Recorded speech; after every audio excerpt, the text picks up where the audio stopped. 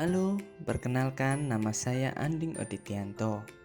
Pada video kali ini kita akan mempelajari materi di kelas 5, tema 2 udara bersih bagi kesehatan, subtema 2 pentingnya udara bersih bagi pernafasan, dan di pembelajaran ketiga. Di sini sudah disajikan gambar tentang kerja bakti. Kerja bakti merupakan sebuah kewajiban yang harus dilakukan oleh masyarakat secara bersama-sama untuk membersihkan lingkungan tempat tinggal mereka, karena kerja bakti merupakan salah satu sikap tanggung jawab warga dalam mewujudkan lingkungan yang bersih, nyaman, dan indah untuk tempat tinggal mereka. Apakah kalian masih ingat dengan pengertian hak, kewajiban, dan tanggung jawab?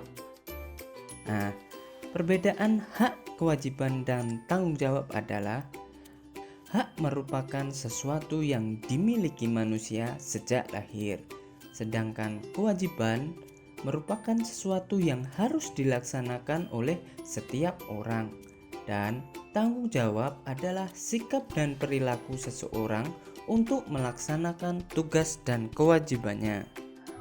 Hak, kewajiban, dan tanggung jawab merupakan tiga hal yang berbeda, tetapi ketiganya saling berkaitan satu sama lain.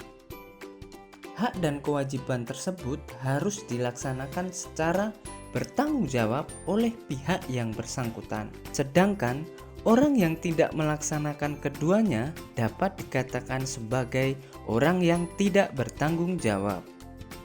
Berikut ini contoh hak sebagai warga masyarakat. Pertama, mendapat perlindungan hukum. Yang kedua, mendapat pekerjaan dan penghidupan yang layak. Yang ketiga, menikmati lingkungan bersih. Yang keempat, hidup tenang dan damai. Yang kelima, bebas memilih, memeluk, dan menjalankan agama. Yang keenam, berpendapat dan berorganisasi. Yang ketujuh, mengembangkan kebudayaan daerah. Sedangkan kewajiban sebagai warga masyarakat, contohnya yang pertama, mematuhi aturan atau norma yang berlaku dalam masyarakat. Yang kedua, menjaga ketenangan dan ketertiban lingkungan masyarakat. Yang ketiga, mengikuti kegiatan yang ada di lingkungan RT, RW, atau desa setempat. Misalnya kegiatan kerja bakti, gotong royong, dan musyawarah warga masyarakat setempat. Yang keempat, menghormati tetangga di lingkungan tempat tinggal. Yang kelima, membantu tetangga yang terkena musibah. Yang keenam, menjaga kebersihan lingkungan tempat tinggal. Setelah kita mempelajari hak dan kewajiban sebagai warga masyarakat, kita akan mempelajari tentang jenis usaha ekonomi. Jenis usaha ekonomi dibagi menjadi dua. Yang pertama, usaha ekonomi perorangan, yang merupakan usaha ekonomi yang memiliki modal terbatas dan biasanya dikelola secara sederhana. Sedangkan yang kedua, usaha ekonomi yang dikelola kelompok, merupakan usaha ekonomi yang dikelola secara bersama, baik dari segi modal, pengelolaan, maupun keuntungannya. Nah, contoh-contoh dari usaha ekonomi perorangan misalnya usaha pertanian, usaha perdagangan, usaha jasa, dan usaha industri kecil. Pengertian dari usaha pertanian, kegiatan usaha yang berfokus pada pengelolaan lahan pertanian atau perkebunan, bertujuan untuk menghasilkan produk berupa hasil pertanian ataupun hasil perkebunan. Usaha perdagangan, kegiatan usaha dalam bidang jual beli berskala kecil sampai sedang. Contohnya pedagang asongan, pedagang keliling, pedagang kaki lima, pedagang di pasar, warung, dan toko kelontong. Usaha jasa, kegiatan usaha yang berfokus pada penyediaan jasa yang dilakukan secara perorangan. Contohnya usaha fotokopi, bengkel, potong rambut, dan penjualan pulsa. Yang keempat ada industri kecil. kegiatan usaha yang bertujuan menghasilkan produk yang dikerjakan dalam skala kecil di rumah. Contoh, usaha kerajinan tangan berupa pembuatan keramik, souvenir, tembikar anyaman, dan mebel.